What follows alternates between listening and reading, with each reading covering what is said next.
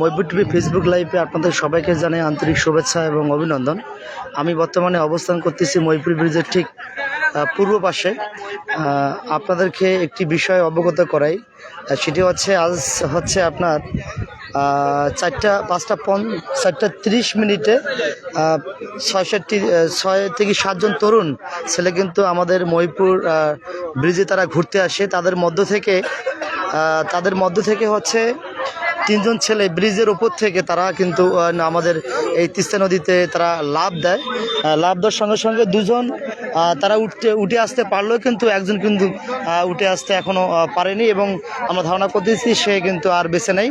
এবং ইতিমধ্যে এলাকার মানুষ কিন্তু ইতিমধ্যে তিস্তার পারে অনেক তারা জড়ো হয়েছে যে কোথায় তার লাশটি ভেসে উঠবে এক নজর দেখার জন্য।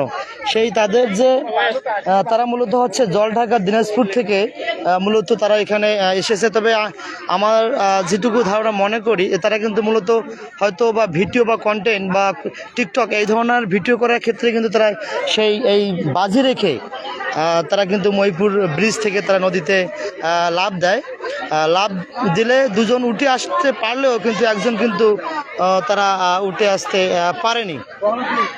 তো বর্তমান যে তরুণ প্রজন্ম তারা যে এতটা আবেগঘন অবস্থায় বা বিবেক তাদের একটুমাত্র তাদের মধ্যে মনে হচ্ছে যে ভয় নেই যে কীভাবে তারা এই ব্রিজ থেকে তারা এই ভরা নদীতে তারা ঝাঁপ দিল।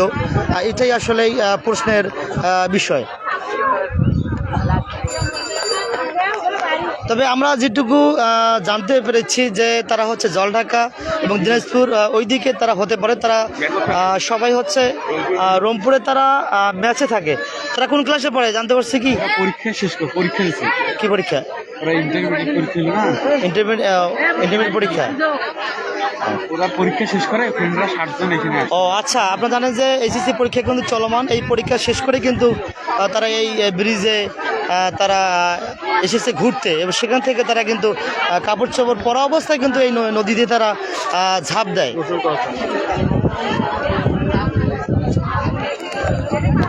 আপনাদেরকে যদি একটু দেখানো চেষ্টা করি। আমার বাসান একবার হাসছিল, হ্যাঁ বরফা লাঠিতে দিবে ধরছিল, হাতে পায় না, পরে ডুবে গেছে।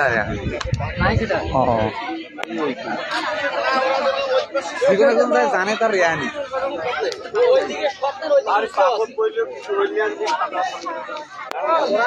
যে আপনারা এখানে অনেক দর্শক কিন্তু বা অনেক এলাকার অনেক মানুষ কিন্তু তারা এখানে তারা এসেছেন ইতিমধ্যে। তো